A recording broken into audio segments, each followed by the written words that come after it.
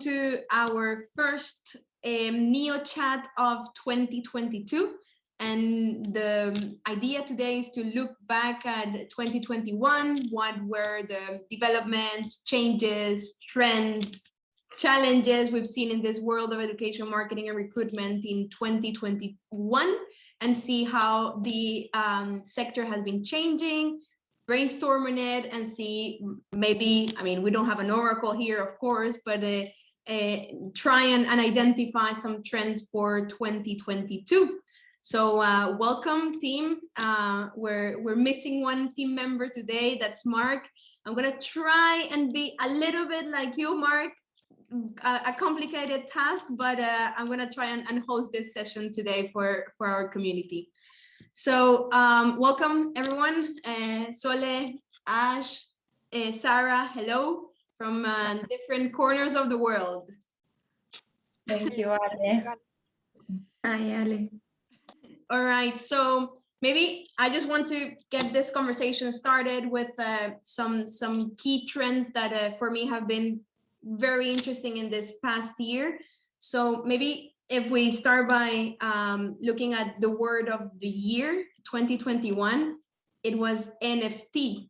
For the ones who are not aware what that is, the non-fungible tokens. And you will be asking me, what on earth does that have to do with education, right?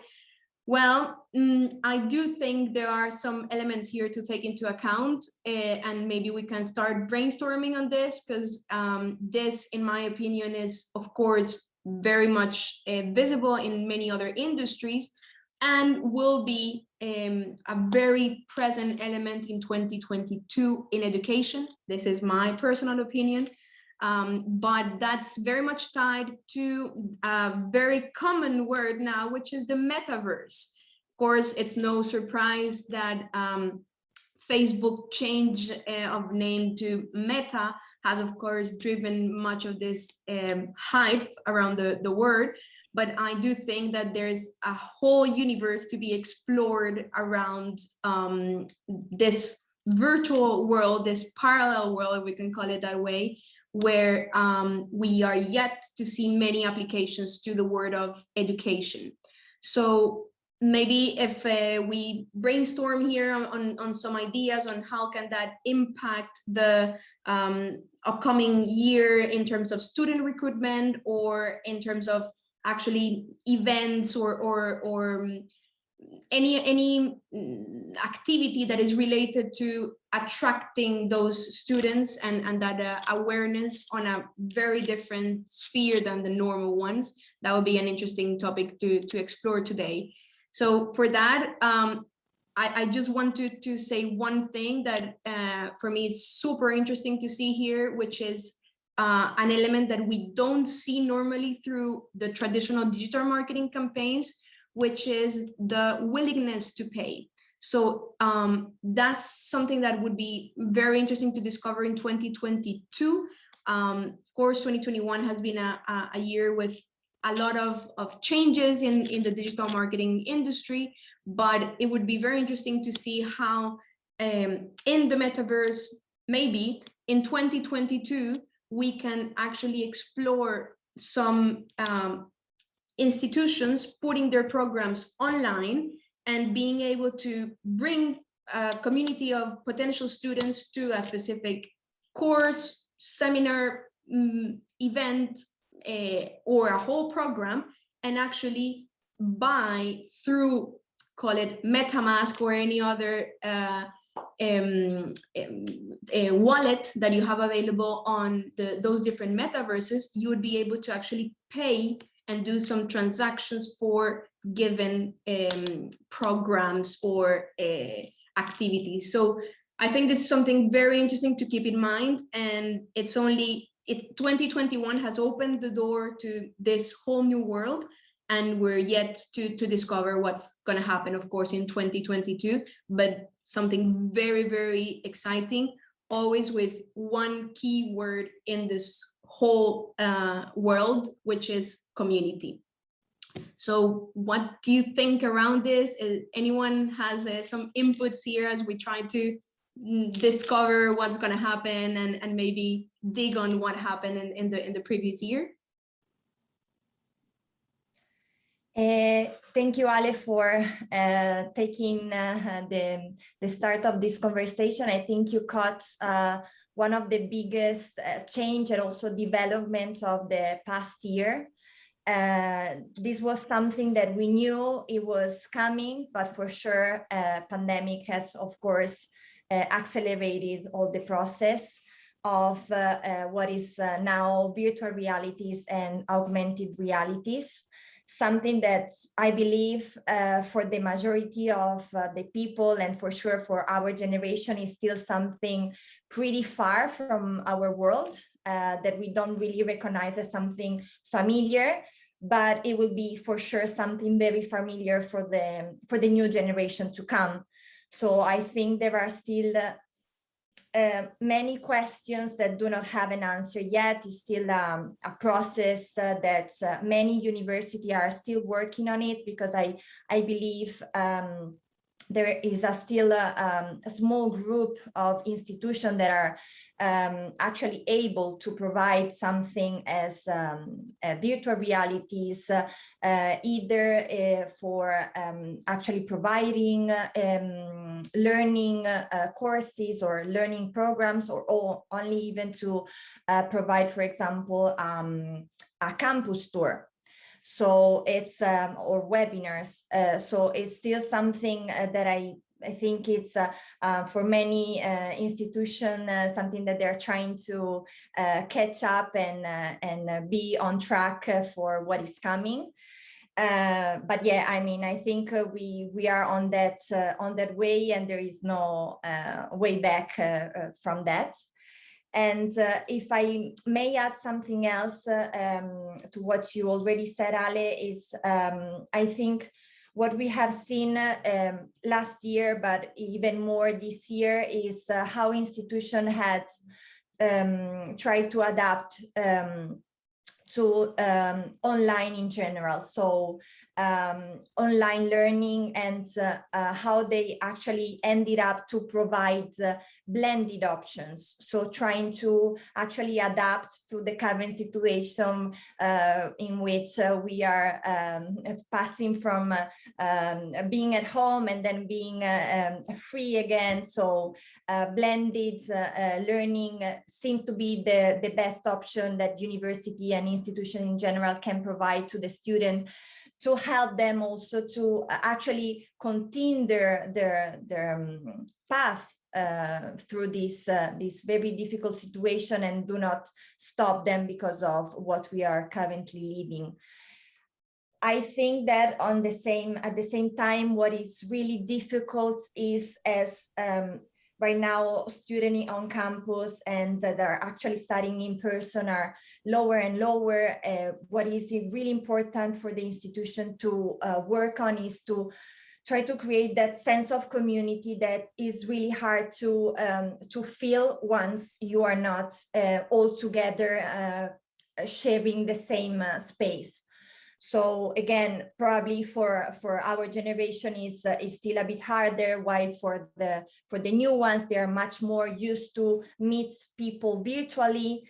But still, I think many universities have seen they are developing their own app, so they can, all the students, they can actually meet all there and try to share their everything there. But yeah, I think this is one of the biggest challenge right now for many of the universities. I don't know if you have any thought on this. I totally agree with you, Sola. I think you're bringing a great point here, which is to adapt, and that's the choice that we no longer have. I mean, it's no longer a choice; it's a must, right? And we've been doing this, and I think many of us do get surprised of how much we've been adapting to very unforeseen circumstances, and yet this continues being the case. So I think it's a very, very important one, and for the community, but also for the education institutions to be aware that there's no other option. Like, this is happening whether we want it or not, whether we actually believe in it or not, whether we want to take part in it or not. it's there. And those kids or those learners who are yet to start their education path, that is more of a reality than the real world for us. So I do think that it's very, very important to bring that community together and explore some alternatives for that matter. What do you think? Maybe Sarah, Ashley, anything you have to add on this one? Yeah, thank you so much, Ale and Sole. I totally agree with you, and I'm so happy to see this new form of actually having blended programs, so both online and on site. We can connect this as well, that we can see a change that schools are actually promoting more social and emotional learning. So together with this online and blended programs, we need to understand that kids where any student that is studying online or blended, they need this support on learning social and emotional. So also we can see that a topic of digital citizenship have been very popular lately. So we need to include this as well. More and more schools understand that we need to teach students how to act on internet. I mean, what is the important thing they need to remember while being out there, right, in this virtual world, as you said, Ale. So for sure, I agree. And also we can see that schools are more and more collaborating with local communities.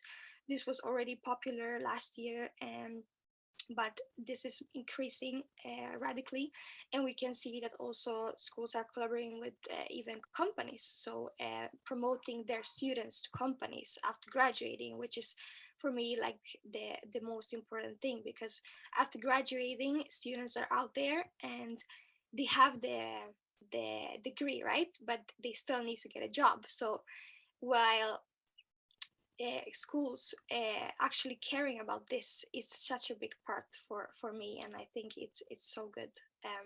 Yeah, I don't know if you, Ash, maybe have something to add to this as well. Yes, of course. And thank you, Sarah and Alec, for this space, because I thought that not only the content of education is changing right now, but the message that institutions and we are promoting is very different right now, because traditionally in the field of the educational marketing and recruitment, but also in education, the objective has always been the developing of hard skills or hard message. So for example, as institutions, we always promoting something like, those are my programs, those are my hard skills, this is what we offer for you as a student. But with the pandemic and all the context that we are living right now, the institutions have shown the most their soft skills. So what do you offer as an institution for me as a learner that feel me secure, feel me comfortable? And yeah, this is very different, because the message before this context was always regarding the topics and the programs and yeah, the hard information. But right now it's a lot of information regarding the soft skills that the institution offer to you and also the learners have to offer. So this is very important, because we thought that moving forward in that way is better than moving forward in the hard skills, because the world is changing.